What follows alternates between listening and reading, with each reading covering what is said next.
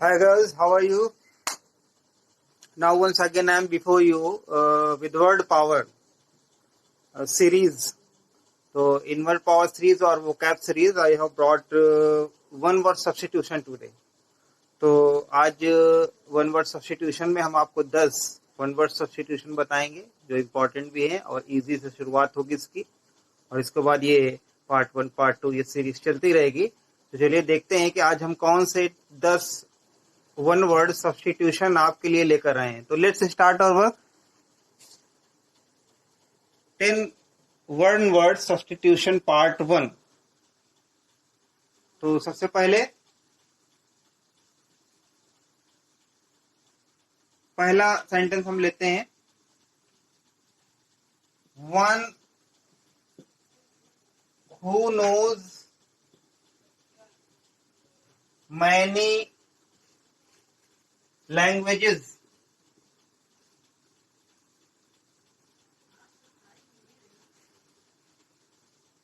वह व्यक्ति, ऐसा व्यक्ति जो कई भाषाएं जानता हो,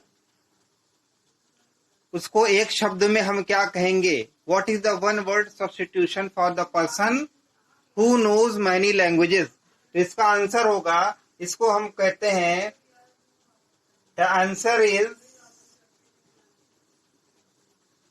लिंग्विस्ट। ऐसे इंसान को, ऐसे व्यक्ति को हम कहते हैं लिंग्विस्ट।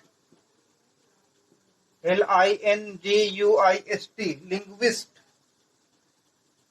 चलिए अभी हम आपको थ्योरी के रूप में समझा रहे हैं, बाद में एमसीक्यूज यानी ऑब्जेक्टिव क्वेश्चन में भी इसकी प्रैक्टिस कराएंगे अगले पार्ट में। तो चलिए देखते हैं दूसरा क्वेश्चन क्या लेते हैं हम। पहला हमने लिंग्विस्ट लिया जो कई भाषाएं जानता हो, उसके बाद हम ले रहे हैं बहुत ही easy, a man whose wife is dead। ऐसा पुरुष जिसकी स्त्री की मृत्यु हो गई हो, ऐसा पुरुष जिसकी स्त्री मर गई हो, उसे क्या कहते हैं? तो उसे हम कहते हैं, द आंसर इज विडोवर। ऐसा पुरुष जिसकी स्त्री मर गई हो, a man whose wife is dead is called widower. याद रखिए। चलिए sentence number 3, one word substitution number 3 क्या ले रहे हैं हम? बहुत ही इजी।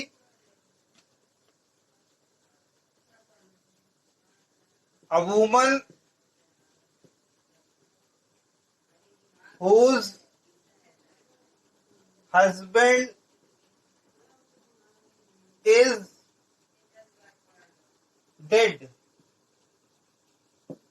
ऐसी महिला जिसका पति मर गया हो। तो woman whose husband is dead, तो उसे क्या कहते हैं? उस स्त्री को हम कहते हैं विडो। बहुत ही इजी आंसर, ये तो आप सभी लोग जानते हैं।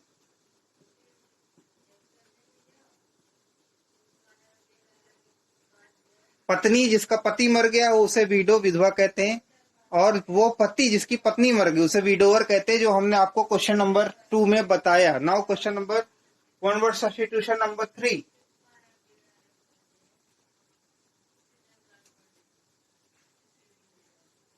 Sorry,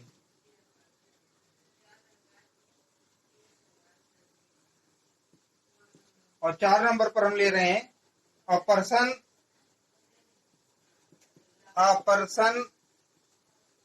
being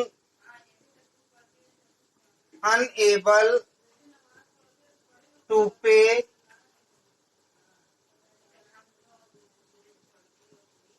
his debt। That means कर्जा, ऋण, DEBT, डेट। ऐसा व्यक्ति जो कर्ज चुकाने में सक्षम ना हो, जिसके पास कोई पैसा ना हो, दिवालिया हो चुका हो, उसे हम क्या कहते हैं? जो ऋण भी नहीं चुका सकता, उस इंसान को हम कहते हैं इंसॉल्वेंट। INSOLVANT, इंसॉल्वेंट, दिवालिया। याद रखिए, a person who is unable to pay his debt is called insolvent। INSOLVANT, insolvent कहलाता है वो व्यक्ति।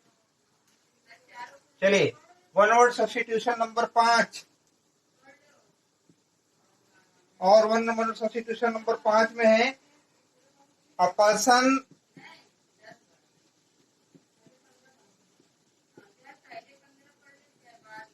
Having evil reputation, reputation TIATION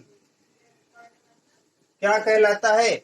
ऐसा व्यक्ति जो बहुत बदनाम होता है, जिसकी रेप्यूटेशन बहुत खराब होती है समाज में, बदनाम व्यक्ति, खराब कार्यों के लिए जाना जाने वाला, उसको कहते हैं हम, याद रखें, this person is called notorious, NOTORIOUS, notorious.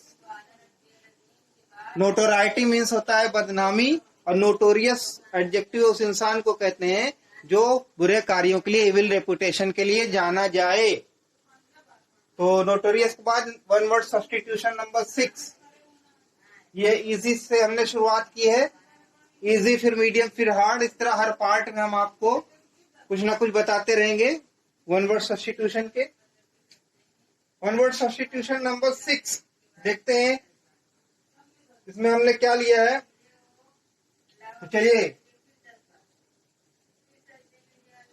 A person,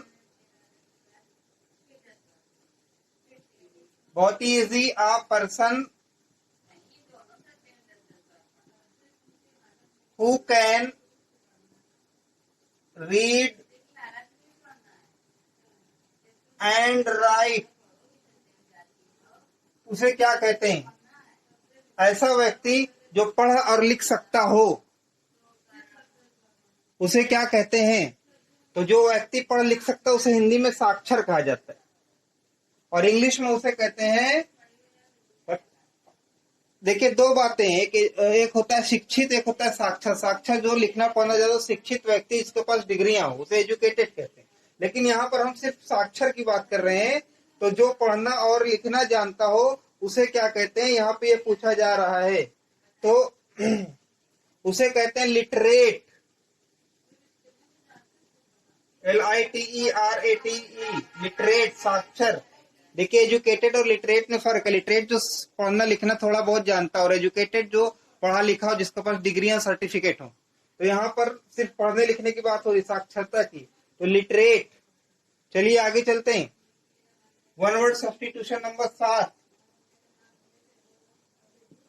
और इसमें हमने लिया है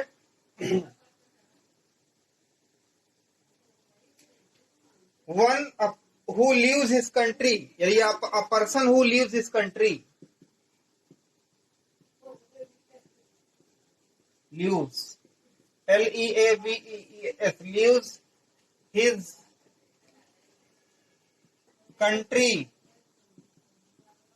क्यों?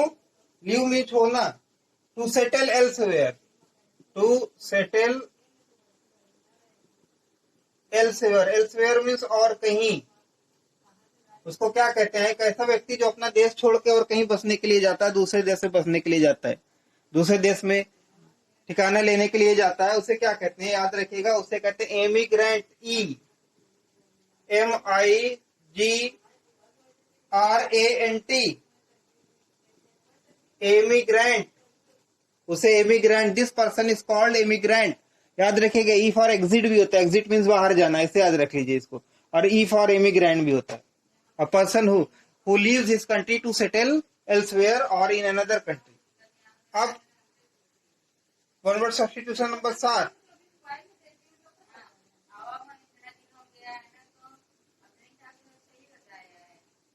चलिए आगे देखते हैं क्या है। अब इसी का उल्टा कर लीजिए, अभी हमने बताया जो अपना देश छोड़ के बाहर जाए उसे इमिग्रेंट कहते हैं। अगर यहाँ से कोई बाहर जाएगा तो उसे इमिग्रेंट कहेंगे, लेकिन अगर बाहर किसी देश से यहाँ आए तो उसे क्या कहेंगे? तो चलिए हम लोग देख लेते हैं, इस क्वेश्चन को ले लेते हैं, बहुत इंपॉर्टेंट है। वन यानी one who comes to settle, SETTLE, settle, या one who comes to settle, और one who comes for settling, या as a settler into a foreign country, into a foreign यानी विदेशी कंट्री। तो बाहर से कोई अगर यहाँ आए तो उसे क्या कहेंगे? बाहर से कोई विदेशी यहाँ बसने के लिए आता है तो उसे हम कहेंगे इमिग्रेंट। याद रखिएगा, IMMIGRANT, इमिग्रेंट, उसे हम कहेंगे इमिग्रेंट। I फॉर इन यानी अंदर, ये याद रखिएगा, इमिग्रेंट। चलिए वन वर्ड सब्स्टिट्यूशन नंबर 9। और 9 में हमने क्या लिया है? बहुत ही आसान लिया है। 9 में याद रखने वाला जो हमेशा याद रहेगा आपको, one who looks at bright side of things। इसको दूसरे शब्दों में ऐसे कह सकते हैं कि one who is always hopeful that something good will happen. मतलब ऐसा व्यक्ति जो हमेशा जिंदगी के ब्राइट साइड, उजले भाग को देखे कि जो भी होगा अच्छा होगा, यानी आशावादी व्यक्ति। तो ऐसे व्यक्ति को हम इंग्लिश में क्या कहते हैं? One who looks at bright side of thing. याद रखिए, ऐसे व्यक्ति को हम क्या कहते हैं? ऑप्टिमिस्टिक। ऑप्टिमिस्टिक, OPTIMIST, ऐसी ऑप्टिमिस्टिक, ऐसे इंसान को ऑप्टिमिस्टिक कहते हैं। और इसका नाउन होता है ऑप्टिमिज्म, यानी आशावाद या आशा। चलिए, तो ऐसे ऑप्टिमिस्टिक के बाद आज का last one word substitution number 10। इसमें हमने क्या लिया है? इसमें हमने इसका उल्टा ले लिया है, ऑप्टिमिस्टिक का उल्टा ले लिया है, यानी निराशावादी। One who always looks at dark side of things। ऐसे इंसान को क्या कहते हैं? A person who always looks at dark side of life means a person who always thinks that something bad is going to happen। ऐसा व्यक्ति जो जीवन के अंधकारमय भाग को ही देखता है और ये सोचता है कि जो कुछ भी होगा कुछ ना कुछ गलत होने वाला है या खराब होने वाला है, तो such person is called pessimistic. ऐसे व्यक्ति को हम कहते हैं निराशावादी, पेसिमिस्टिक।